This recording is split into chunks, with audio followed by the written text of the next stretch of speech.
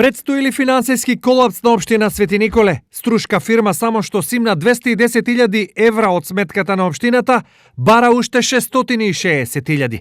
Генезата на проблемот е од 2012 година, кога тогашниот градоначалник Роберт Ѓоргиев склучил договор на 13 години со фирмата City Light за реконструкција, модернизација и одржување на уличното осветлување.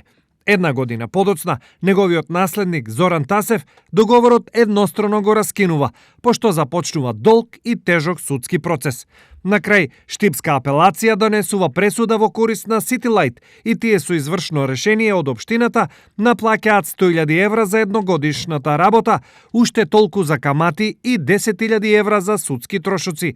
Дополнително бараат уште 660.000 евра за проценета добивка која можеле да ја остварат ако договорот не им бил раскинат. Катаклизмата на општина Свети Николе стигна од оваа зграда и сега за општината престои најнеизвестниот период од нејзиното постоење. Од овој финансиски удар, општината не може да заздрави долго време. Ако City Light успее да ги реализира и фактурите во износ од 42 милиони денари, сметката на општината ќе биде блокирана. Од ликвидна општина во одлична финансиска кондиција, во која успеавме да ја доведеме со силни маки од преземањето на власта, каде наследивме празна жиросметка и вкупни долгови од 1.600.000 евра, општина Свети Николе ќе стане една од 10 блокирани општини во државата без шанса наскоро да се одблокира. Ова практично значи и целосна блокада на работата на општината. Тоа, сите планирани проекти за 2020 година, кои ја сметавме за година на капитални инвестиции, ќе паднат во вода. Нема да може да изградиме ни метар водовод и канализација, да поставиме ни метар асфалт, а не може да стане збор ниту за изградба на градски базен, спортска сала кај гимназијата, за кој беа предвидени пари од сопствени приходи, од концесија на земјоделско земјиште, продажба на градежно земјиште и слично.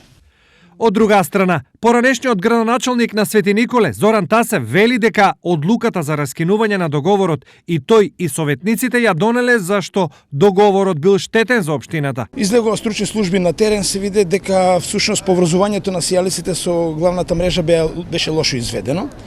Од правен аспект, правните служби кои што беа во општината сугерираа дека договорот не е окей затоа што во самиот договор има член каде што вели дека сијалиците се со рок на трајање од 40.000 сати, мислам дека се 40.000 сати, тоа е 10 години, а договорот важи на 13 години. Инаку, да кажам дека договорот не ни профункционира, значи нема ниту една фактура од наша страна платено, бидејќи беа констатирани реков работи кои што не се врат. Во моментов пред Вишиот управен суд се води постапка по жалба за раскинување на договорот со City Light, а условите за негово склучување и раскинување се предмет на истрага и на основното јавно обвинителство.